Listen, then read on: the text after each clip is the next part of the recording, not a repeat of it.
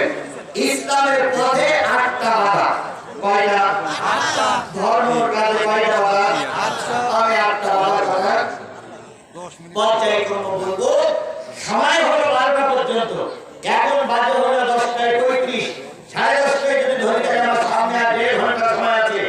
আমি 12টার ভিতরে মনোজাত করব ইনশাআল্লাহ। এই 12টা পর্যন্ত থাকতে হবে। রাজি আছেন? সবাই রাজি? আল্লাহ সবাইকে কবুল করুন। আমিন। আর জোরে আমিন। আর জোরে আমিন। মাহফিলটা হচ্ছে নবীপুর আল-হেরা কিতাবুন নবী হাফিজিয়া মাদ্রাসা।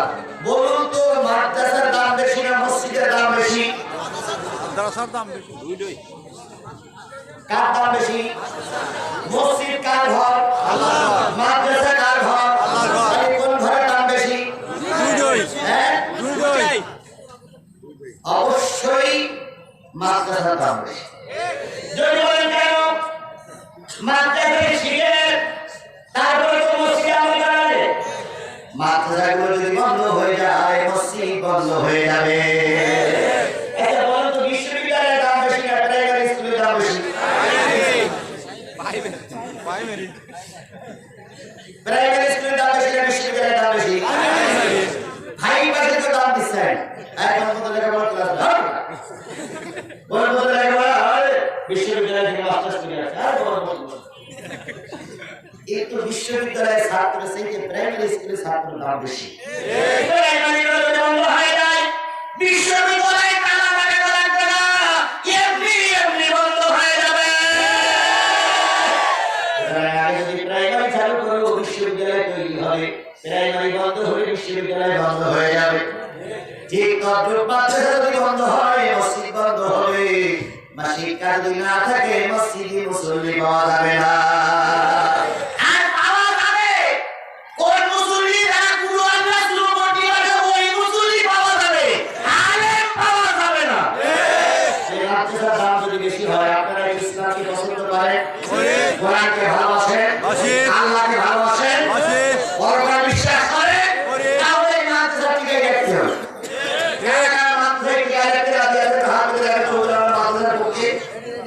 যারা মাদ্রাসার বিপক্ষে হাত তুলবেন না, কিছু কিছু লোক আছে মাদ্রাসার বিপক্ষে হাত তুলবেন। যারা হাত তুলেছেন এই হাতগুলো বলুন তো আপনাদের পকেটে কি 10 টাকা হবে? হবে। নিজের পক্ষে তোমার 10 টাকা নিজে আসা যাবে, কিন্তু আমার দাবি হলো 20। মান নামে দয়, বাবা নামে দয়। কত? 20 ভয় ভয় হাতে যারা হাত দিতে তাই ভয় ভয় হাতে সবাই হাতে ভয় হাতে 10 টাকা 20 টাকা 50 টাকা 100 200 500 1000 2000 5000 সন্তান এরকম সন্তান আমার সমাজে আছে না নাই?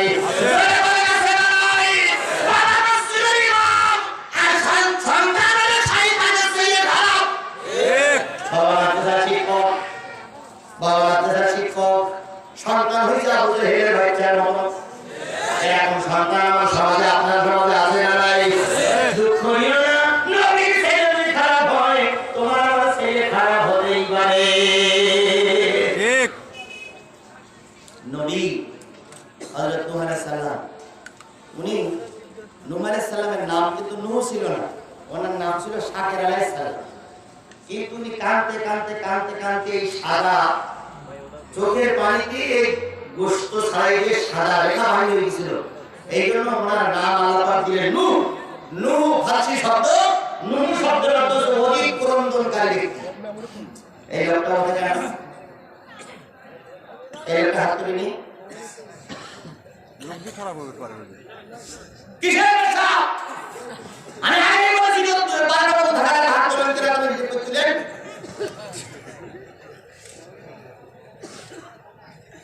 টাকা পয়সা দিয়ে টোটাল দিলে 100 রুপি যাচ্ছে। বলা কি সমস্যা?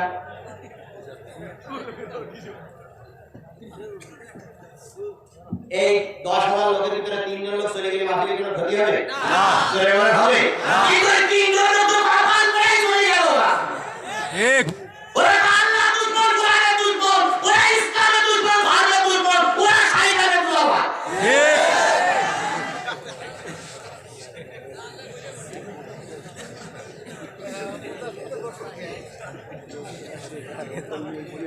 আমি আগেই বলেছি 12 রকম থাকতে তখন আপনি বলতে পারতেন হুজুর আমি 12 রকম থাকতে ভাই 12 রকম থাকতে প্রেসার লেগে চলে যাবে আপনি হাত শুকালেন বারবার এবার বলি আমি নিজে গেছি নিয়ে আসবো কোনো কারণে সিয়া নিয়ে গেছি নিয়ে আসবো বারবার কোনো ছুটি নেই কথা খোলা কথা একদম বেকুল সোজা কথা যদি মনে করেন হুজুর একবার ক্লিয়ার করতে পারতেছি না কাপড় শুকো নিয়ে বাসের মধ্যে নিচে দিকে ছেড়ে দেন বাধা হয়ে যায়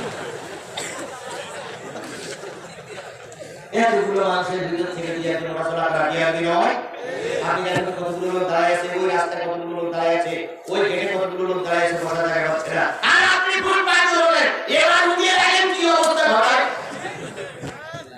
বাজে কয়টা সাড়ে 11টা আর মাত্র আধা ঘন্টা ওয়াজ হবে 5 মিনিট ওয়াজ হবে এই আধা ঘন্টা সময় খালি লাগবে যদি আধা ঘন্টা পরে 12টার উপরে যদি 1 মিনিটও হয় সেই সময় উঠবে কারণ কিছু হবে না যে যা বলেন চলে যাবে আপনারা চলে গিয়ে আমার এটা আমি বুঝি আপনারা চলে গিয়ে আমার এটা আমি বুঝি কিন্তু তারপরে ছেলেরা মিলে করি কেন কোরআনের যে কথাটা বলতেছে এই কথাটা আপনার জন্য আমার জন্য হেদায়েতের ওসিলা হতে পারে কেন এত কষ্ট করে কর্তৃপক্ষ মাহফিল দিল কত টাকা খরচ হেঁটে পড়েছে আগে একবার মাহফিল ছিল করতে পারেনি যে কোনো একটা কারণে সেটা বন্ধ হয়ে গেছিল সেটা কর্তৃপক্ষ বাড়ি খেয়েছে আবার এই বিশাল মাহফিল দিয়ে হাজার হাজার লক্ষ লক্ষ টাকা খরচ করে এত বড় একটা প্রোগ্রাম দিলে মানুষকে ধর্মের কথা শোনাবে আর আপনি শয়তানের চামচা হয়ে লজ্জা করা উচিত একটা পর্যন্ত সেটা পরের কথা 12টা পর্যন্ত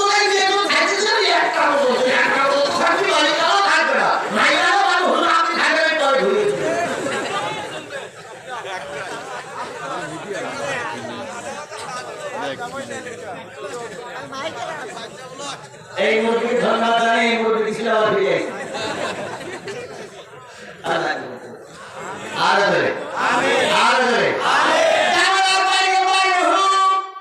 নাম কি শাকের আলাইহিস সালামের দাওয়াতে মানুষ মুসলমান হয় না এই জন্য শাকের কান্দে আল্লাহ কেন নবুয়ত দিলে মুসলমান হয় না কলেমা এত পড়ি কিন্তু কেউ দলে আসে না তুমি আমি কি একবার দাওয়াতি কাজ করে যদি দিনে না আসে রাগ করে বলে যাও না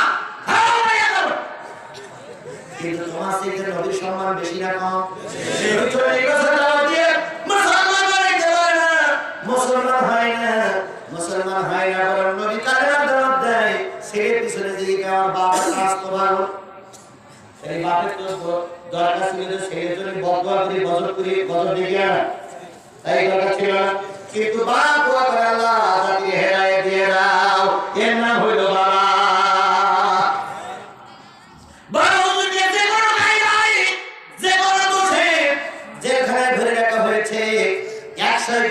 দিন পর ছেলের সাক্ষাতের সুযোগ আসলো কতদিন 192 দিন ধরে কর্তৃপক্ষকে দরখাস্ত করেছে বাবা অসুস্থ দেখতে দেন ওদের দয়া হয় না করোনা তো হয় দিয়ে ওরা 192 দিনের ভিতরে পরিবারের কাউকে সাক্ষাৎ করে দিতে পারে নাই আর 192 দিন যেখানে বড় হুজুর সাক্ষাৎ পায় না সেখানে বাইরের নারীরা ভিতরে ওই আসামি সঙ্গে 45 মিনিট গন্তব্য ছোট্ট ঘরে কাটায় 45 মিনিট যৌন কাজ করার সুযোগ পায় আর আমরা পরিবারের সঙ্গে সাক্ষাৎ করতে পারে না অথচ আমরা দাবি করি আমরা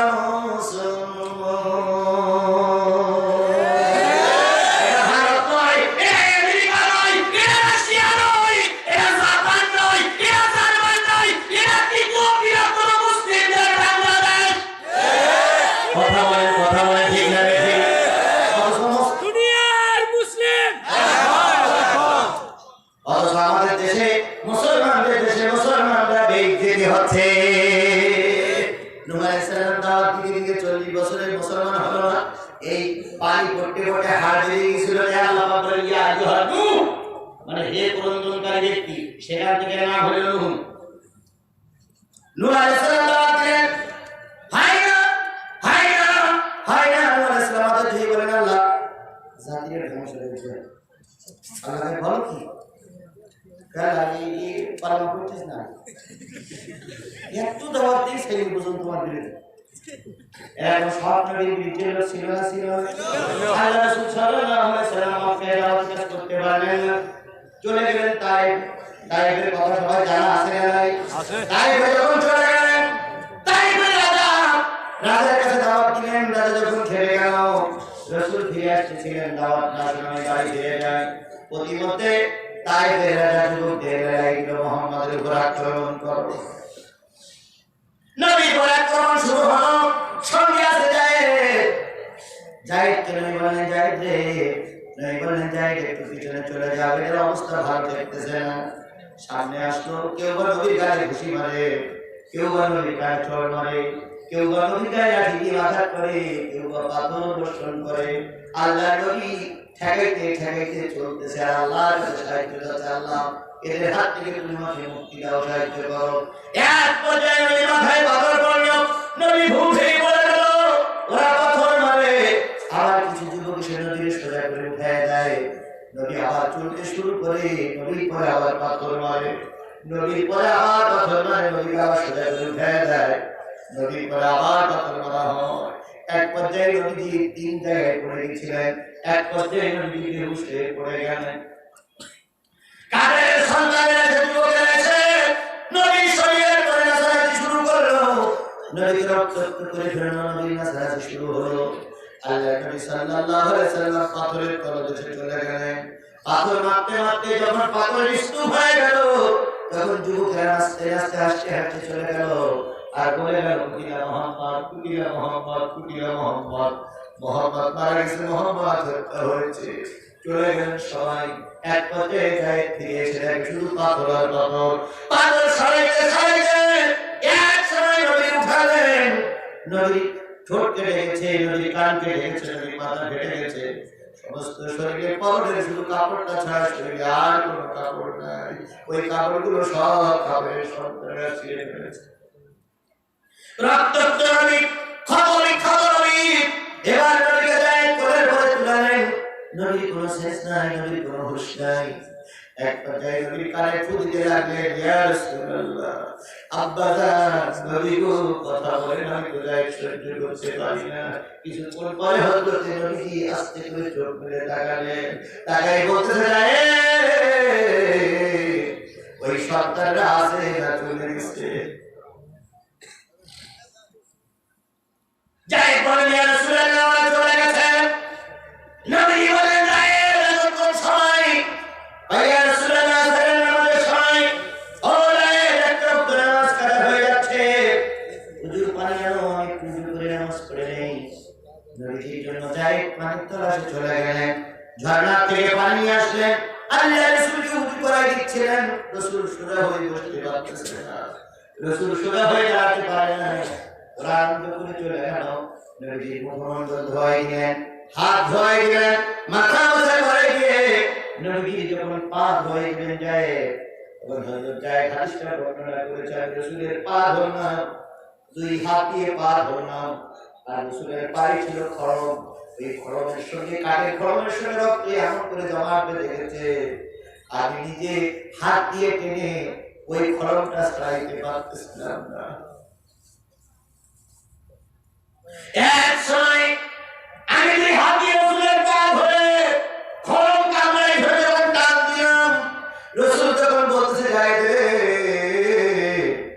কাফিরেরা মিলে আমাকে আঘাত করলো আর হাত শরীরের পরে তুমি আঘাত করো আঘাত শরীরের পরে তুমি আঘাত দাও তোমার কি একটু দয়া হয় যায় আমি তো আর সহ্য করতে পারি না এমন কষ্ট তুমি আমার দিও না আমি তো সইতে পারি না আরে যায় বলে ইয়া রাসূলুল্লাহ না হয় কি করে দরবার হয় গো তুমি বলে যায় খড়ের ভিতরে পানি ঢালো যাতে করে খড়টা হয়ে যায় খড়ের ভিতরে পানি ঢালো যাই রাসূলের খড়ম খোলা হয়ে গেল যাই এবার রাসূল আর যাই দুইজন নামাজ পড়লেন নামাজ পড়ার পরে উপরের দিকে তাকিয়ে দেখে হযরত জিবরিল আমিন রাসূলের মাথার পরে আসা বিরাট বিরাট পাহাড় নিয়ে জিবরিল যখন বিচার করতে ইয়া রাসূলুল্লাহ যারা আপনার আঘাত করেছে যারা আপনার ভূমি খোল করেছে আপনি হুকুম দেন এই পাহাড় দিয়ে পিছে ডানা করে তাদের দুনিয়া থেকে হারাক করে দেই নবী আকাশের দিকে তাকায় বলেন মালিক রে মেরো না রে মালিক মেরো না। দুনিয়ার সব মানুষগুলো যদি ফিসে গেলা করে মারে দাও, আমি নবী কালেমার দাওয়াত কার কাছে পৌঁছাবো? এটা ভালো নবী, ওই নবীর উত্তর শুনে যাওয়া হয়, তারা ফাঁসির কাছে ধরে তবু জাতির জন্য বদদোয়া করে না। 130 দিন না 32 দিন পর বড় হুজুরের কাছে সাক্ষাৎ করার অনুমতি পাইলেন তার ছেলে। তখন আহমদ শরীফ হুজুর বেঁচে আছে। বড় হুজুর ছেলের কাছে মত বিনিময় করার পরে বললেন, আহমদ শরীফ সাহেব কেমন আছে? ছেলে বলেন, আপনি অসুস্থ। বড় হুজুর বললেন, জাতিরে বলো আমি নাই, শাইখুল হাদিস আল্লামা ইবনুল সাহেব নাই। তারপরে বড় বড় হুজুররা নাই, বাংলা থেকে বিদায় হয়ে গেছে। আহমদ শরীফ যদি বিদায় হয়ে যায়, জাতির হাল ধরবে কি? তোমরা জাতির কাছে দোয়া চেয়ে আহমদ শরীফ আল্লাহ পাক যেন হায়াতে করিয়ে দান করে। নিজে বড় বাংলার আসামি হয়ে, নিজে বড় বাংলার আসামি হয়ে রায় নিয়ে মৃত্যু রায় নিয়ে জেলখানায় বসে বসে কাঁদে, কিন্তু জাতিরে ভুলে যায় না। এটা হলো নবীর উত্তর শুনি। আর আমাদের দেশের নেতার ভাই একটা লাশ করলে 10টা লাশ পেলাম, একটা লাশ করলে কয়টা লাশ পেলাম? 10টা লাশ পেলাম। এটা নবীর স্লোগান, এটা মুমিনের স্লোগান হতে পারে না। আমার ভাইরা, নূহ আলাইহিস সালাম সন্তানদের ক্ষমা করে দেয়। এক পর্যায়ে নূহ আলাইহিস সালাম বলেন, আল্লাহ আর তো সহ্য হয় না। মনে আছে না? আল্লাহ আর তো সহ্য হয় না, জাতির তো একটা কিছু করতে হবে। আল্লাহ পাক বলেন, নূরে তোর সঙ্গে আমি একমত। একটা গাছ পাঠাইলাম, গাছটা লাগানো হলো, গাছ বড় হলো। ও নূহ, তক্তা তৈরি করা হলো, নৌকা বানাও। যখন গাছ থেকে তক্তা তৈরি করে নৌকা বানায়, জাতির নেতা ওই সময় যারা সরকার ছিল তারা কয়, হুজুর মরুভূমিতে আবার নৌকা বানাচ্ছেন কেন? গজব আসবে। আমরা জীবনে কোনোদিন গজব তো দেখিনি, গজব সে কি বন্যা হবে? পাগল কি কর, মরুভূমিতে আবার বন্যা, সারা বছরে এক ফোঁটা পানি হয় না, আর বন্যা, সে বন্যা আসলো কোথার থেকে? নূহ আলাইহিস সালাম বলেন, বন্যা নামবে উপর থেকে, নিচে থেকে সাগরের পানি হয়ে বলে আসবে, চুলা থেকে পানি আসবে, গর্তের থেকে পানি বাই হবে, বাঁচার কোনো লাইন পাবা না।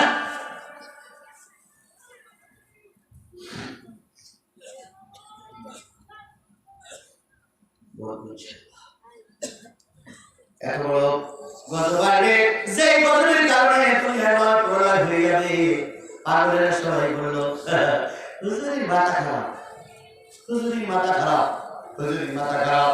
আমাদের হুজুর বলেছিল, আমি উত্তর দিগন্তে অমাবস্যার, উত্তর দিগন্তে মেঘ দেখতেছি, অমাবস্যার ঘন ঘন অনুভব করছি। যদি শক্ত হাতে মোকাবেলা করতে না পারো, এমন এমন বিপদ আসবে, যেই বিপদের এমন রাত আসবে, যেই রাতে চলে থাকে হওয়া সম্ভব।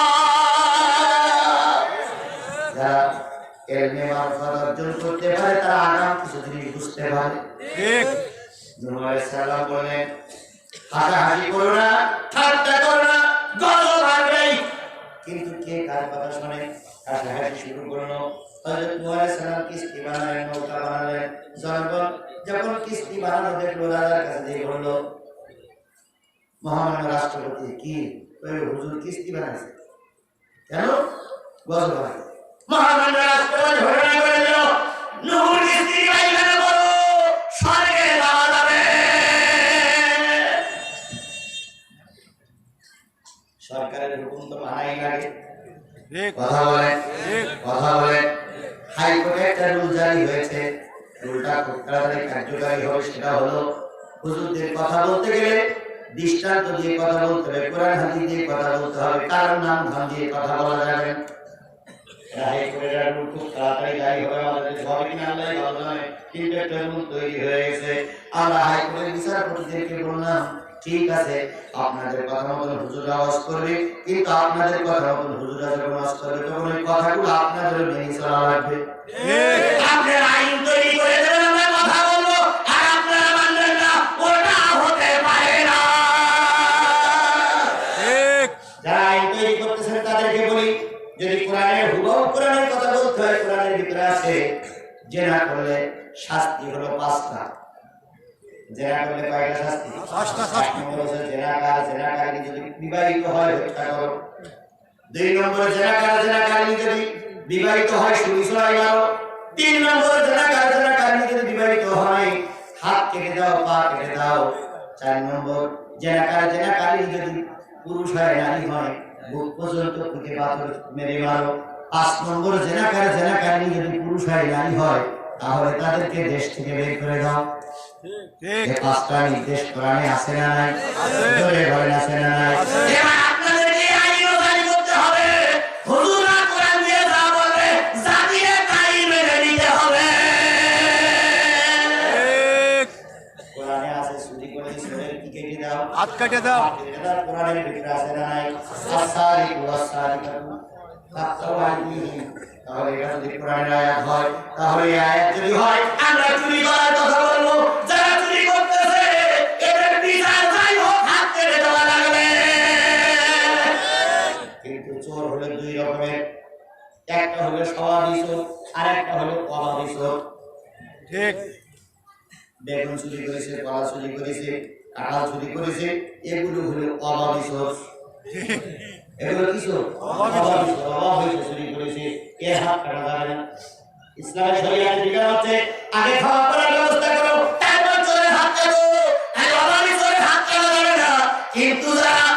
কিন্তু যারা স্বভাবী চোর সাইড দেওয়ালের ভিতরে বসে এসি রুমে বসে কলমের খোসা দিয়ে দিয়ে লক্ষ লক্ষ কোটি কোটি টাকা পারে, ও সরকার বাহাদুর বলি, ও হাইকোর্টের বিচারকদের বলি, এদের বিরুদ্ধে আইন তৈরি করো, এদের ভাই হাত কাটো না এদের পা কেটে দাও। ঠিক। হুজুররা অস্কার আইন তৈরি করতেছেন, ভালো কথা। যাত্রা গাইনের কারণে আইন তৈরি হচ্ছে না কেন? ঠিক। আইন তৈরি করে দেন, যাত্রা গানে নাচতে নাচতে কাপড় কতটুকু খুলতে পারবে? এখানে যদি আইন হয় ওখানে আইন কেন হবে না? জোরে বলেন কেন হবে না? ওখানে আইন তৈরি করলে আপনার ঘরে আর কেউ থাকবে না, কারণ ওরা তো সব কাপড় খোলা পানি। তাহলে এখন বলেন সরকার বাহাদুর যেটা বললো সেটা যদি কোরআন হাদিসের সঙ্গে সাংঘর্ষিক না হয় আমরা মানতে রাজি। আর সরকার বাহাদুর যেটা বললো ওটা যদি কোরআন হাদিসের বিরোধী হয় একজন মুসলমান মানতে রাজি না। হোক আমার ফাঁসি, হোক আমার যাবজ্জীবন, হোক আমার মৃত্যুদণ্ড, আমি মৃত্যুদণ্ডের কাজ ছেড়ে খালিও কোরআনের কথা বলবো। আমি ফাঁসির কাজটা নিয়ে মৃত্যুবরণ করবো, তবু অন্যায়ের কাছে বাধা করবো না। এটাই হলো মুসলমানদের কথা।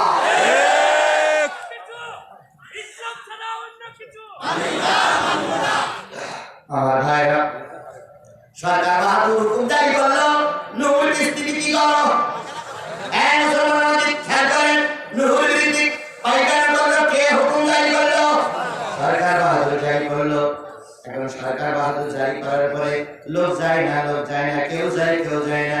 এবার সরকার বাহাদুর কিছু মৌলবি ঠিক করলো, নুহুল যে জামা ওর গায়ে সেই জামা, নুহুল যে দাড়ি ওর গায়ে সেই দাড়ি, নুহুল যে টুপি ওর গায়ে সেই টুপি, নুহুল যে পাজামা ওর গায়ে সেই পায়জামা। এই দাড়িওয়ালা টুপিওয়ালা পাগড়িওয়ালারা সমাজে এসে বললো আমরা ফতোয়া দিচ্ছি, আমরা নুহুল নবীর লোক, নুহুল নবীর কিস্তিতে যারা পায়খানা করবে তারা সমাজে যাবে। ঠিক। রাজার হুকুম মানে না, কিন্তু মৌলবীর কথা শোনে।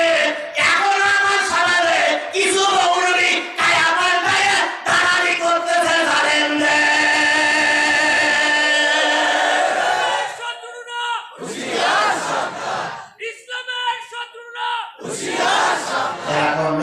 এরকম মৌলবী এরকম টুপিওয়ালা আমার দেশে আছে না নাই? থাকলে সেরাগঞ্জে নাই, সেরাগঞ্জে থাকলে সাদাতপুরি নাই, সাদাতপুরি থাকলে উড়ে একা খায় না। সাবধান সাবধান সাবধান। আমরা অনেক আগের থেকে ইসলামের পক্ষে কথা বলতেছি, এই জন্য মামলা হামলা জেল জরিমানা হচ্ছে। কিছু লোক মোটেই কথা বলতো না, একটা কথা বলে গায়ে গলা পড়ে গেছে। সে কথাটা কি? ভাস্কর্য মুক্তি বলার পরে বাহাদুরে একটা মাত্র ভাই বলে কথা বলি মামলা হবে, বাস। আর কোনো আওয়াজ নাই, কথা বলে আর কোনো আওয়াজ নাই। আর যাও ঘরের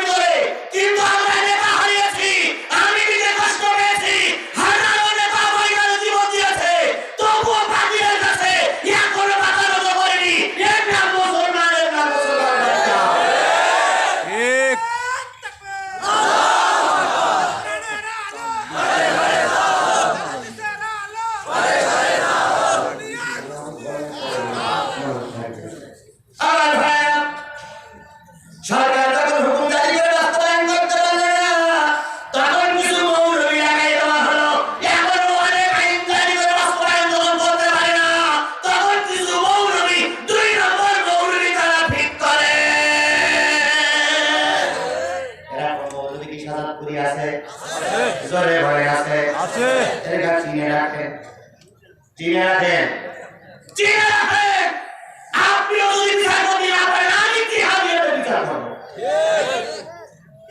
যদি বলেন কি করে আপনার বলে এক জায়গায় আমার বলে এক জায়গায় এই অবস্থার পরিবর্তন হলে আমার তো আবার আমি তো আবার আসবো ও যদি ঘরের ভিতরে শুয়ে থাকে ঘর থেকে টেনে নিয়ে আসবে ও যদি কবরেও যায় কবরের থেকে ঠ্যাং ধরে টেনে নিয়ে ইসলামের বিরুদ্ধে ফতোয়া দিয়েছিলি তো টাকা দিয়ে পয়সা দিয়ে সম্পদের বলে চাকরি করে রক্তের বলে তুই ইসলামের বিরুদ্ধে হুজুরের বিরুদ্ধে ফতোয়া দিয়েছিলি সরকার সবাই তো তোমাকে মাফ করে দেয় আমরা তোমাকে মাফ করবো না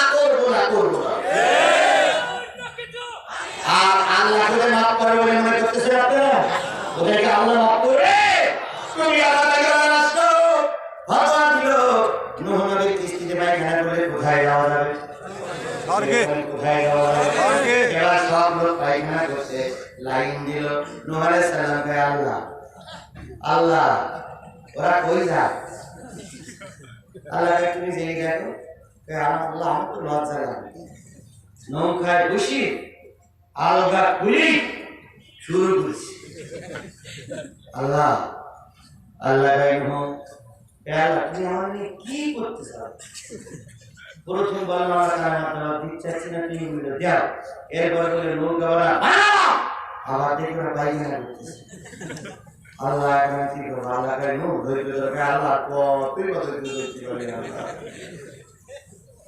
আল্লাহ এবার ধৈর্য ধর নূহ আলাইহিস সালাম সকাল থেকে সন্ধ্যা পর্যন্ত ওই ভিতরে কয় হাজার লাইন দেয় সন্ধ্যাবেলা যখন লাইন বন্ধ হলো নূহ কিস্তির কাছে গিয়ে দেখে কিস্তির 4 ভাগের 1 ভাগ ফুল হয়ে গেছে পানি আর পায়খানা ফুল হয়ে গেছে এবার নূহ আলাইহিস সালাম কে আল্লাহ 4 ভাগের 1 ভাগ ফুল আল্লাহ কয় আমি তো দেখতেছি আল্লাহ দেখতেছ তুমি কেমন দেখো দেখি এরপরের দিন আবার লাইন দিল লাইন দেওয়ার পরে দেখা গেল আবার পায়খানা করে অর্ধেক ফুল হয়ে গেছে তারপর দিন 12 আনা তারপর দিন 16 আনা তারপর দিন পায়খানা করে আর থাকে না চারিপাশে গড়াই করতেছে আল্লাহ এখন তো নূহ সাহেব এখন তো কিস্তি ছাড়াই গেছে আল্লাহ কয় ভরতেছে যারা পরিষ্কার করবে তারা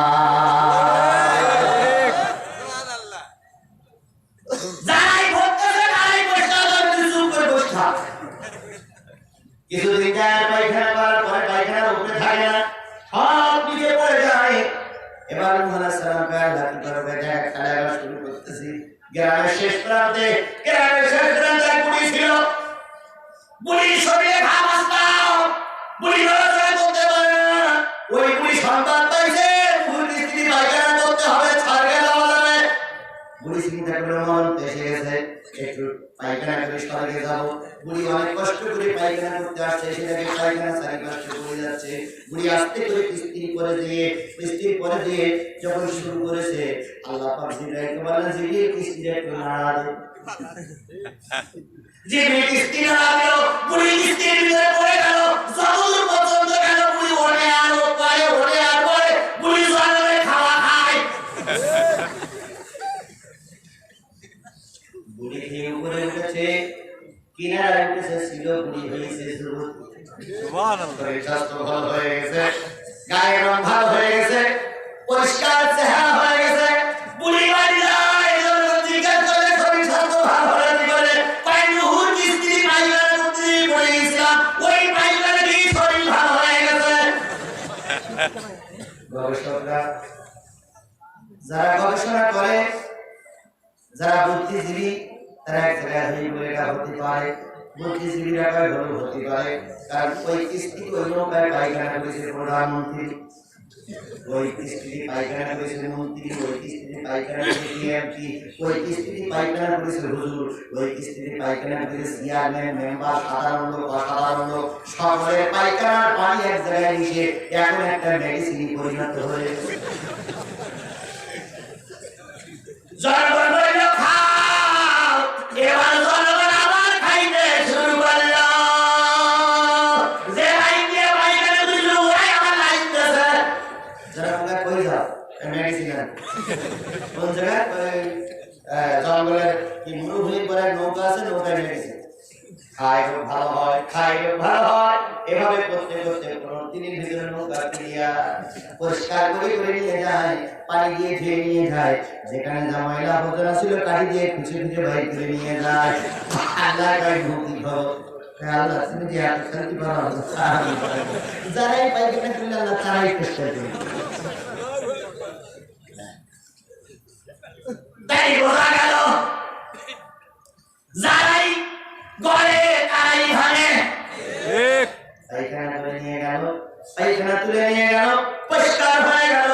পরিষ্কার হওয়ার পর এবার আল্লাহ পাক বলেন, নূহ, যে কয়জন লোক তোমার সাথে আছে ওই কয়জন লোক নিয়ে কিস্তিতে চলো।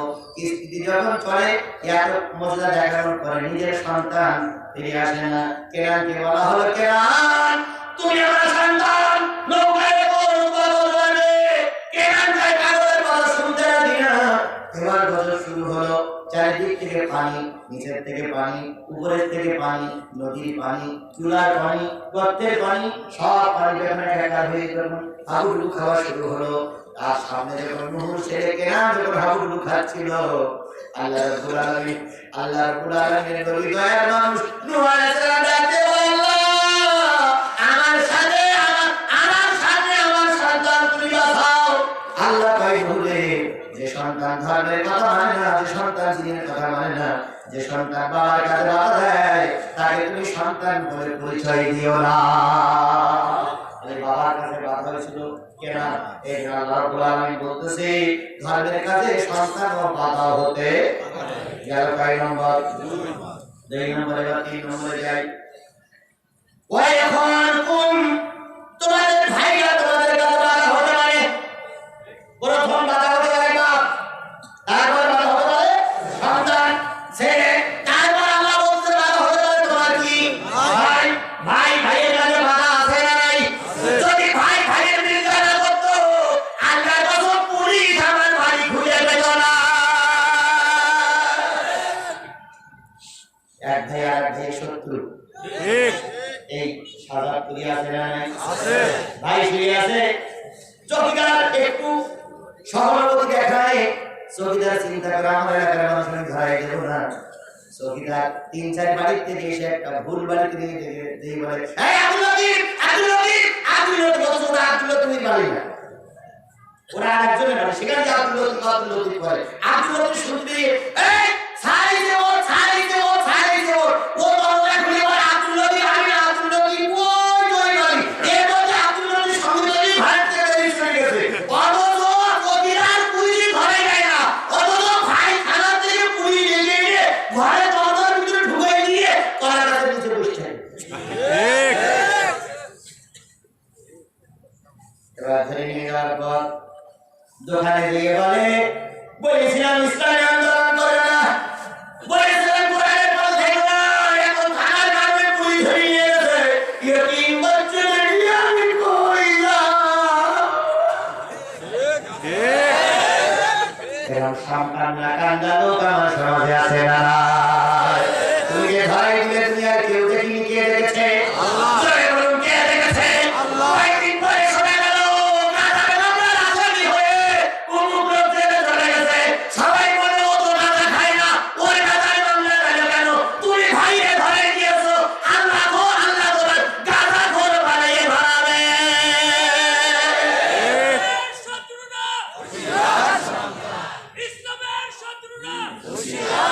আমার সন্তান, ভালো করে বলুন মুসলমান, আমার সন্তানের পুলিশের কাছে ভুল মন্ত্র দিয়ে আমার সন্তানের রাজপথে গুলি করে মারলো। আমি বাবা লাশ কাটে করে নিয়ে কান্না। আর তুমি ঘরের দরজা দিয়ে হাসলে আর বললে, দেখো হুজুর, কি একটা বিপদ থেকে বাঁচার লাইন নেই। 6 মাস যেতে না যেতে তোমার সন্তানের লাশ ওই উল্লা বলায় বাস স্টেশনে পড়ে আছে। তোমারও কান্না দেখার মতন লোক হবে না।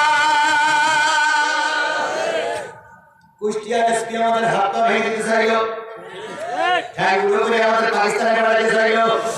3 মাস এখনো হয়নি, মাত্র 1 মাস পেরোতে না হতে গতকালকে তার হাইকোর্টে তলব করা হয়েছে, হাইকোর্টে 1 ঘন্টা দাঁড়িয়ে সেটা ভুল স্বীকার করেছে, আমি ভুল করেছি, আমাকে মাফ করে দেন।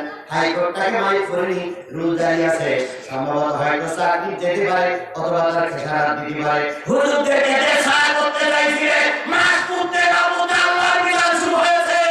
তোমরা যদি এরকম চালাইতে থাকো, আল্লাহ পাক বিধান করবেই করবে। ঠিক ফরিদপুরের এক নেতা হুজুরদের ঠ্যাং ভেঙে দিতে চাইছিল, ফরিদপুরের ওই নেতার বিরুদ্ধে এখন নোয়াখালীতে মিছিল হচ্ছে, অমুক নেতার গালে গালে জুতো মারে, তালে তালে। ঠিক এরা কে করতে পারে? জোরে বলে কে করতে পারে? শুনেন, বেশি বাড়াবেন না, বেশি হুঙ্কার দেবেন না, বেশি ছটফট করবেন না, আল্লাহর বিচার কিন্তু হবেই হবে। হযরত ইউসুফ আলাইহিস সালাম যখন কালিমা দাওয়াত দিতে চাইলেন, যখন স্বপ্নের কথা আব্বার সঙ্গে বললেন, ভাইরা শত্রু হয়ে গেল। ভাইরা কি হয়ে গেল?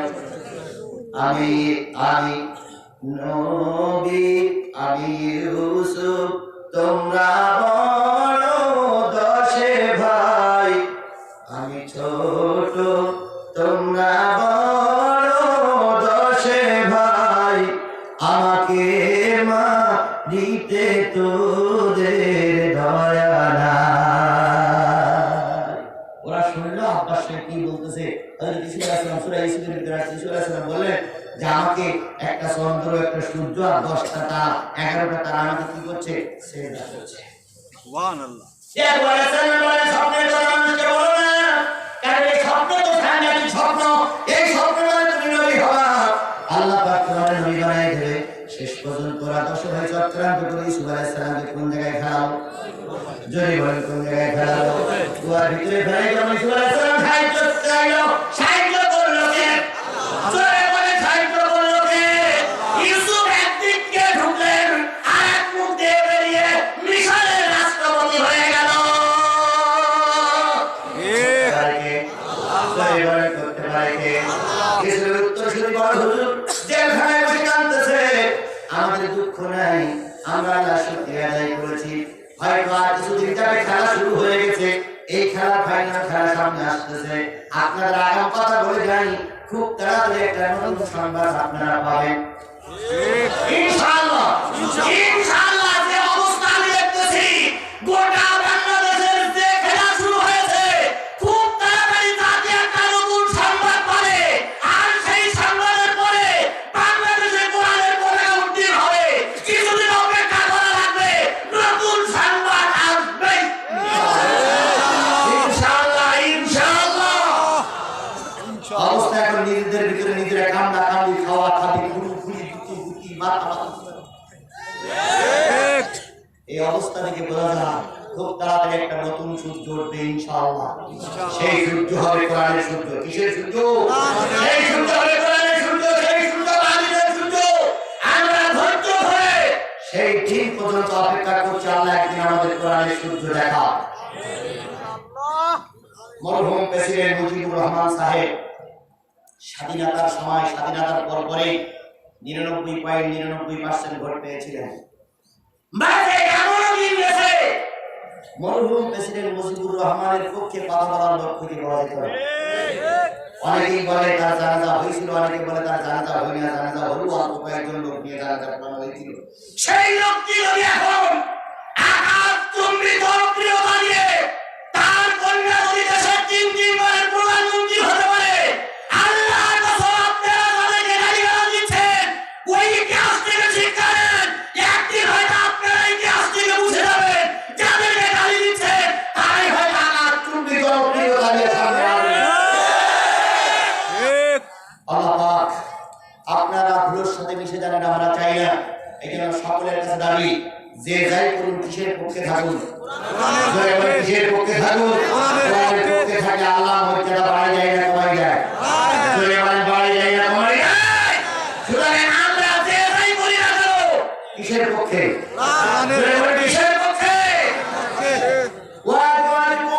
তোমাদের স্ত্রীরা তোমাদের বিপক্ষে চলে যেতে পারে, যা গিয়েছিল হযরত লূত আলাইহিস সালামের স্ত্রী। বাসীরা তোমাদের গোত্ররা তোমাদের বিপক্ষে চলে যেতে পারে, যা গিয়েছিল হযরত যা দিয়েছিল মুহাম্মদ সাল্লাল্লাহু আলাইহি ওয়াসাল্লাম বিপদ আবু লাহাব এবং তার চাচারা তার গুরু দিলেন ওয়াল মাল থাকলে হবে না, মালগুলো আল্লাহর পথে ব্যয় করতে হবে। ও তিজারাতুন তাকশাউনা কাসাবাহা, ওই ব্যবসা যেই ব্যবসা লস্করের ভয় করছো, ও মাসাকিন তারদাউনাহা, বাড়ি করেছো, বাড়ির জন্য ইসলামের কাজ করতে পারো না, বাড়ি তোমার কোনো কাজে লাগবে না। আল্লাহ রাসূল এবং জিহাদের চাইতে যদি তোমাদের কাছে প্রিয় হয় তাহলে বছরের অপেক্ষায় থাকো। সুতরাং একটা বাড়াই যাবে আল্লাহ পাক আমাদের ধর্মের কাজ দিয়ে দেওয়া করা লাগে। এই জন্য যতই বলা কোরআন থেকে দূরে সরে যাবো না, কারা দিয়ে তুই হাত তুলে আল্লাহ দেখা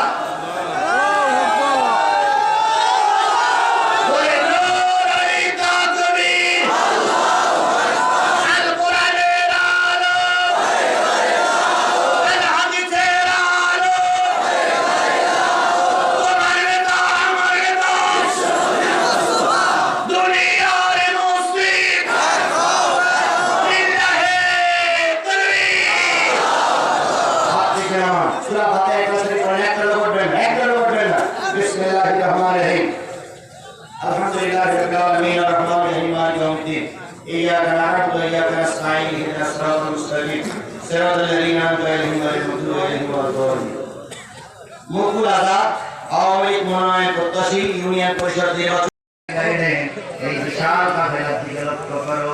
হাজার হাজার মুসলমান নারী আর পুরুষদেরকে নিয়ে রাত 12টা পার হয়ে গেছে। 10টার পর থেকে শুরু করে 12টা পর্যন্ত আল্লাহ সূরা তাওবার 24 নম্বর আয়াতের উপর ভিত্তি করে কথা বলেছি।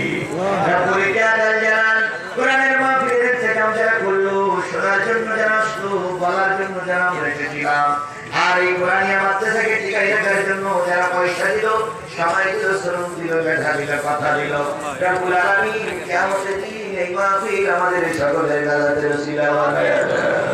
রব্বুল আলামিন আমি মুসাফির কবির যদি হাত তুলেছি কত লোকের মানাই, কত লোকের আফাজান দুনিয়া থেকে বিদায় হয়ে গেছে। মন মন মাটি বুঝের পরে করে নিয়ম বাগানে কাটার বাগানে বার বাগানে নদীতে ঘুমায় আসছে। আমার মেয়েটাকে ঘুমায় গেছে আল্লাহ, তাদের কবর গুলোরে জান্নাতের টুকরা বানায়া দাও। আর এখন যাদের বাপ মা অসুস্থ হয়ে বিছানায় পড়ে আছে, শুয়ে আছে আল্লাহ, তুমি তাদেরকে মৃত্যু রোগ ছাড়া সকল প্রকার রোগ থেকে সবাই আলাদা করে দাও। অনেকের দাদা নাই, জাতি নাই, মা দাদা নাই, জাতি নাই, নানা নাই, নানি নাই, শ্বশুর শাশুড়ি আত্মীয় স্বজন যারা কবরবাসী হয়ে গেছে, তোমার কুদরতি পায়ে ধরে দোয়া করতেছি আল্লাহ, তাদের কবরগুলো তুমি জান্নাতের টুকরা বানায়া দাও। রব্বুল আলামিন অনেক বৃষ্টির পরে অনেক চ্যালেঞ্জের মোকাবেলা করে কর্তৃপক্ষ মাহফিলটা দিয়েছে আল্লাহ। নেতারা আমার গাড়ি বসা হবে বসা অনেক চ্যালেঞ্জের মোকাবেলা কোরআনের মাহফিল দিয়েছে মাদ্রাসার জন্য। যাদের সহযোগিতায়, যাদের চেষ্টায়, যাদের প্রচেষ্টায় কোরআনের মাহফিলটা হলো আল্লাহ, তাদেরকে তুমি উত্তম দাদা এবং খায়ের দান করে দাও। অনেক মা বলে রেখেছিল আল্লাহ, তাদেরকে তুমি দাদা খায়ের দিয়ে দাও। নিঃসন্তান মাকে সন্তান দিয়ে দাও আল্লাহ। অনেকে সন্তান ছেলের জন্য দোয়া করেছে, দোয়া চেয়েছে আল্লাহ, যারা যেভাবে দোয়া চেয়েছে সকলের দোয়া তুমি কবুল করে নাও। রব্বুল আলামিন বাংলাদেশকে তুমি কবুল করে নাও। আমি জানি, আমরা জানি প্রধানমন্ত্রী চেষ্টা করছে দুর্নীতি থেকে দেশটাকে বাঁচানোর জন্য, প্রধানমন্ত্রী চেষ্টা করছে দেশটার উন্নতি শিখরে পৌঁছানোর জন্য, কিন্তু সালামার কাছে চোর ডাকাত দর্শনকারী আল্লাহ সবাইকে হেদায়েত নসিব করে দিয়ে কোরআনের মহব্বত দিলের ভিতরে দিয়ে আল্লাহর ভয় সকলের দিলে পয়দা করে দাও। বাংলাদেশটাকে তুমি কোরআনের দেশ বানায়া দাও আল্লাহ। এই মাদ্রাসাকে তুমি কিয়ামত পর্যন্ত কবুল করে দাও আল্লাহ। এই মাদ্রাসার যাবতীয় সমস্যা তুমি গায়েব থেকে সমাধান করে দাও আল্লাহ। 20 কিলোমিটার 30 কিলোমিটার 50 কিলোমিটার দূর থেকে তোমার কামরা কোরআন শুনতে এসেছিল আল্লাহ, সুস্থভাবে বাড়ি ফিরে যাওয়া তৌফিক দিয়ে দাও। মাদ্রাসা সভাপতি সাহেব ছেলে অসুস্থ, তিনিও দোয়া চেয়েছেন আল্লাহ, তুমি দোয়া কবুল করে নাও। আমাদের কাছে শেষে কয়েকটা চিঠি দিয়ে টাকা দিয়ে তারা দোয়া চেয়েছে আল্লাহ, যে যে নিয়ত করে দোয়া চেয়েছে নিয়তের পরে বরকত দিয়ে দাও আল্লাহ। আবার দোয়া করছি আল্লাহ, আগামী বছর এখানে আরো বড় আকারের মাহফিল দিতে পারে তৌফিক দিয়ে দাও। আমি আজকে শুনতেছিলাম এই এলাকার মানুষ দুঃখ করে মাহফিলের লোক হয় না, কিন্তু আজকের মাহফিলে তারা এখানে রোগ পরিপূর্ণ হয়ে গেছে আল্লাহ। তুমি দয়া করে এই লোকগুলো হেদায়েত নসিব করে দাও আল্লাহ। আমার ভাইরা যারা আমাদেরকে দাওয়াত করে নিয়ে এসে আল্লাহ, তোমাদের পরিবারে শান্তি দাও, সংসারে শান্তি দাও আল্লাহ তুমি তাদের সবাই পাঁচ ওয়াক্ত নামাজ হিসেবে নিজের কাজ করার তৌফিক দিয়ে দাও রব্বুল আলামিন শান্তি এবং দেশের অর্থের দিক দিয়ে আমাদের দেশটা তুমি ভরপুর করে দাও রব্বুল আলামিন কোন বান্দা কোন নিয়ত করে হাত তুলে যাবে জানি না যার মনের ভিতরে যে আশা করেছে সবাইকে আল্লাহ তুমি মাফ করে দাও আমি আজকে একটু শুনতেছিলাম পাশেই কবরস্থান পাশেই কবরস্থান কত মা কত বোন কত ভাই কত আব্বা কবরে শুয়ে আছে যাদের কবর জিয়ারত করার তো হয় না আল্লাহ তোমার কুদরতি পায় করে আমি মুসাফির দোয়া করে গেলাম এই কবর ঘরে যত মানুষ শুয়ে আছে সহ এই মাইকে আমার যতদূর পর্যন্ত পৌঁছাচ্ছে সবাই গুণের আযাবগুলো মাফ করে দাও আমিন রব্বুল আলামিন কিয়ামতের দিন তুমি যদি আমার মতো গুনাহগারকে মাফ করে দাও